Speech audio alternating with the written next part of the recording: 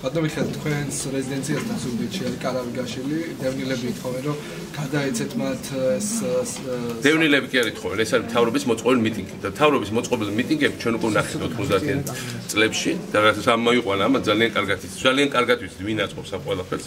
ძალიან კარგად მთავრობი მის მაგრად ხალხს მიხედავს და მათ შორის დევნილებს მიხედავს.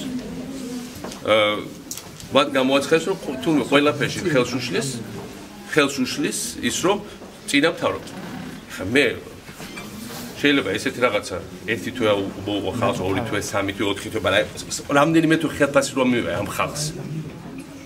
ეს იმის ბრალია, რომ სააკაშოს რეზიდენცია აქვს, სააკაშოს კი არის საქართველოს პრეზიდენტის რეზიდენცია აქვს ზუგდიდში. ამ ხალხის ხელფასების არ მიიღება. მთავრობის უნარობის ბრალია თუ სააკაშვილის არსებობის ბრალია. მაინტერესებს უბრალოდ, იმიტომ რომ სააკაშვილი სანამ იყო მთავრობის სათავეში.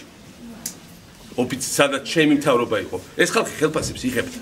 სანამ ჩემი მთავრობა იყო, საქართველოს შენდებოდა საავადმყოფოები. სანამ ჩემი მთავრობა იყო, საქართველოს ეკონომიკური ზრდა იყო. ამიტომ მოდით ახლა ნუ გადაუბრალოთ რაღაცას, რაც არ არის. მე მზადაო, რომ ამ მთავრობასაც ვასწავლო, როგორ აკეთოს ეს. ოღონდ დამიჯერო. ოღონდ ყური დამიგდო, ჩევა მაინც იგდო. მე ნამდვილად არ ვაპირებ, რომ ყოველდღიურად მეურვეობა გაუწიო, ან ძიძის როლი გავაკეთო, მაგრამ ნამდვილად არ მინდა, რომ ისინი ჩაფლავდნენ. მაგრამ ასევე სასარგებლო რჩევას ყოველ სასარგებლო მოусმინო. ვისგანაც არ მომდიოდეს ეს რჩევა, თუნდაც არ მოგწოდეს შენი ქვეყნის პრეზიდენტი მაგალითად.